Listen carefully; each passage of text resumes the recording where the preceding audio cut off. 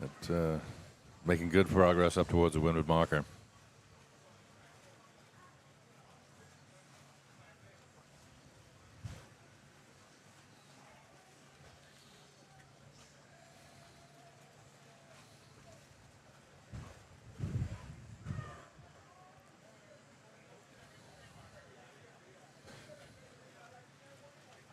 So there we have the Lady Kaler in the middle of the screen. We're now looking to see where Early Bird is.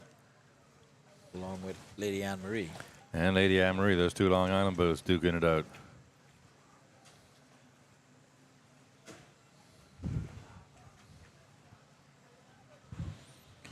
There we go. There is Early Bird.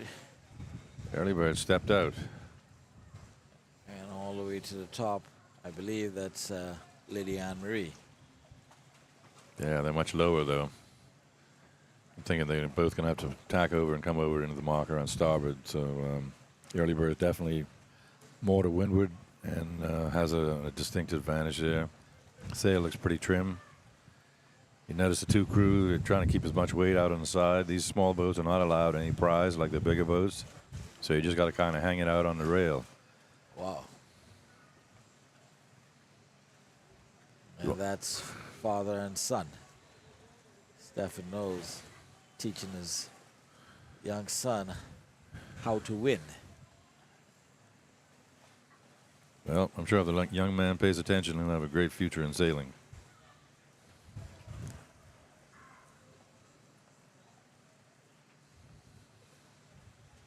There we go, tacking over.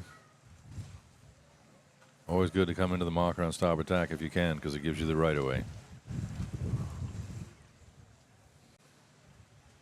There we go, tacking over. Always good to come into the marker on starboard tack if you can, because it gives you the right of way. E-class boats required by law to have 200 pounds of lead in the keel, which helps with the stability. That's one of the reasons why we don't have the prize. So 200 pounds of lead in the keel. The keel could be no deeper than 12 inches, I think, amidships. Let me look. Keel, 12 inches max at midships. 200 pounds of lead in the cast into the keel, and 200 pounds of movable lead in the bilge.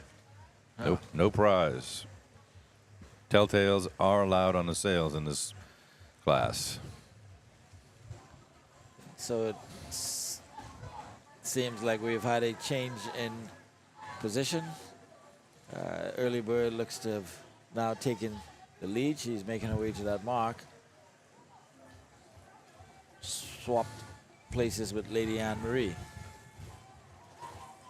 And once again, a boat with Stefan Knowles on board is making her way to the mark in first place, followed by Lady Anne Marie, number 12. Lady Kayla and Mako picking up the third and fourth places at this point. And I can tell you, once Stefan Knowles gets out front, I don't think anybody's going to catch him anymore for the rest of the race. He is not looking back. So different strategies on that second lap there as netted a position top of the pack for the boat out of Long Island. Early Bird. The Early Bird. Gets the worm. Lady Anne Marie also out of Long Island, coming up there around the marker in second place. Fairly tight rounding. And they're around the mark. And duking it out third and fourth. Young brother against big brother. Mako in third place right now. Lady Kayla. Lady Kayla's had to tack. They weren't. I don't think Mako's going to make the. Nope. They're going to have to tack too. There we go. Cover the boat behind you.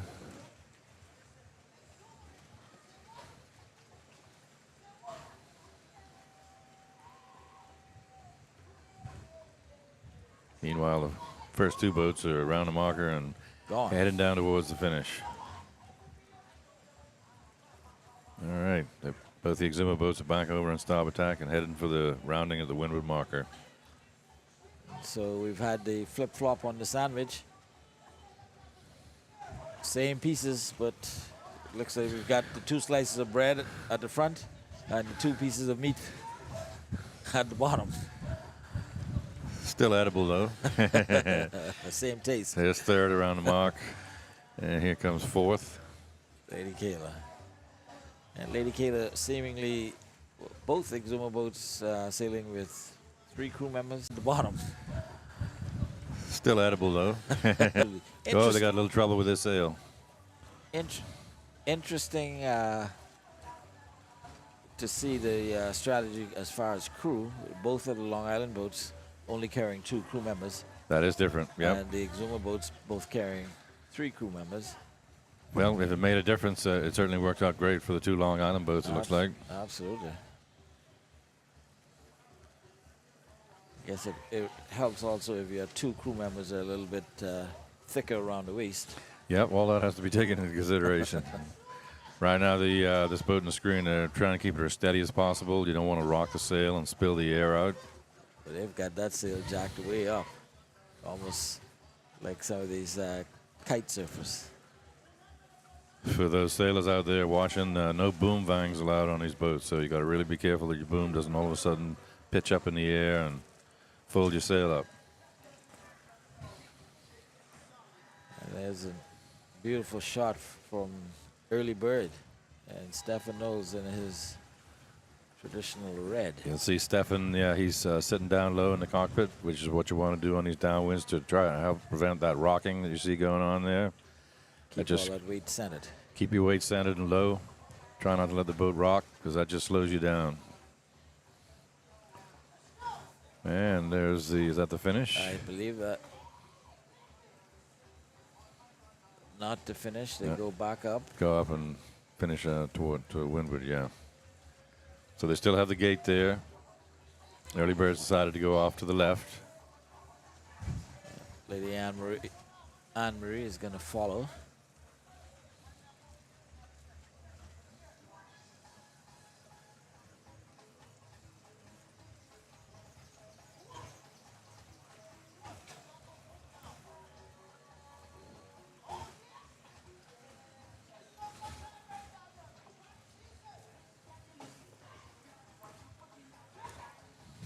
So Lady Anne-Marie following Early Bird back up to the finish line.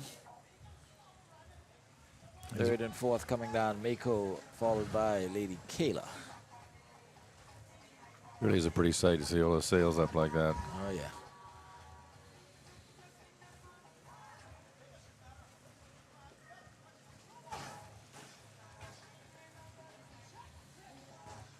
See if they decide to go to the left or if they're going to jibe over and go right.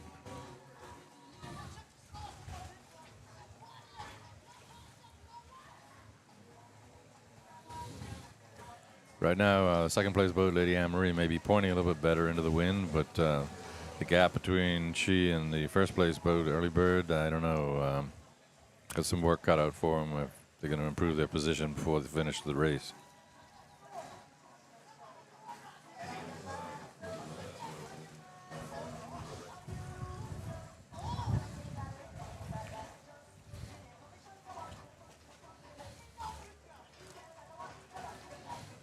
There they go towards the finish line. Early Bird stretching out her lead. Lady Anne-Marie trying her best to try to rein in Stefan Knowles and his son on Early Bird, but chances of that happening are slim and next to nil. My list has Caden Knowles listed as the skipper of the Early Bird. Yep, the son of Stefan Knowles. Grandson to the great Captain Lauren Knowles, recently passed away from Anchorbush, Long Island. Sailing in their blood.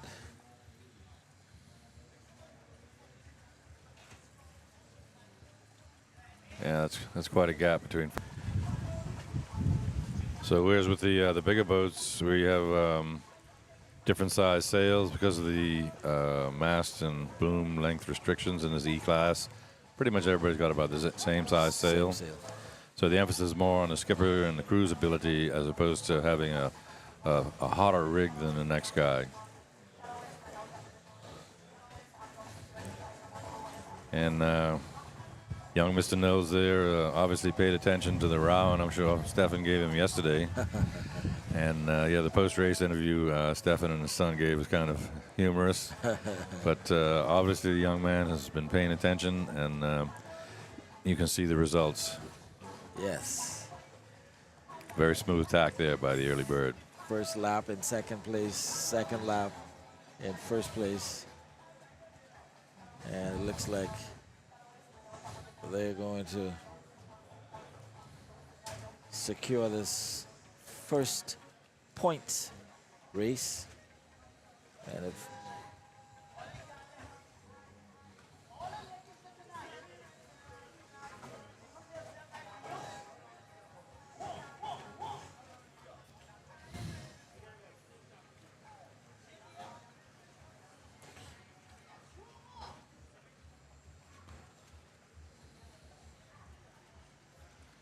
and there it is, early bird, headache.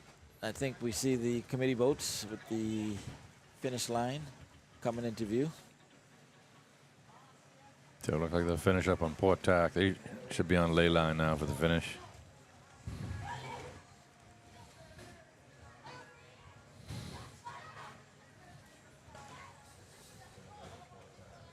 We're looking at the finish line here. It looks to be a very narrow finish line here, which could make for some interesting crossings. Yeah, almost like a funnel.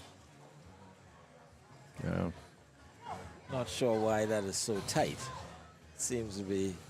It almost looks like they might have to tack again to make that. I don't think they're going to make that staying No, on this line. You're going to have to come behind one of those power boats. And then that is really a very, very small gap. Gosh. I mean, wow. I don't know if the regatta committee is trying something new or if it's just a little boo-boo, but a very narrow finish line. But there's your first place. Early bird out of Mango Bush, Long Island. Oh, and she just barely made it across and then stalled. Well, they're completely across the line, so don't have to worry about that, what the Commodore was talking about at the skipper's meeting. The nose touching the line, the bow of the boat touching the line, but then you're not completely finished until the boat is completely across the start line. So they're clear of that. They should be scored first place unofficially. Lady Anne Marie coming through in second place.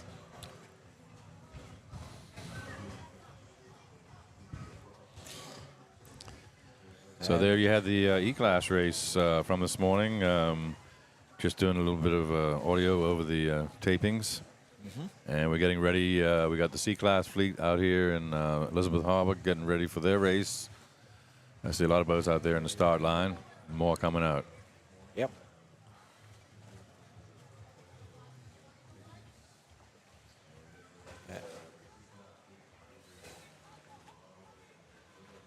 And the E-Class race over and done with. You would have seen on screen Early Bird coming across in first place, Lady Anne Marie in second place, and third and fourth remained as we would have last seen with Mako, Emmett Knowles, the younger brother of Josh Knowles, coming across in third. They were almost out of this race with a broken mast earlier today, but apparently was able to swap with one of her sailing club boats. And Lady Kayla, the older brother, was able to get across in fourth place. So same top four from yesterday. We had a Long Island sandwich, Long Island, Exuma, Exuma, Long Island. Today, Long Island, Exuma, Exuma. So yeah, that's the. I'm glad they got the race in today. We certainly don't want to have any races postponed because of Mother Nature not cooperating. But so kudos to the regatta committee for moving the small boats around there into the protected water. Yep.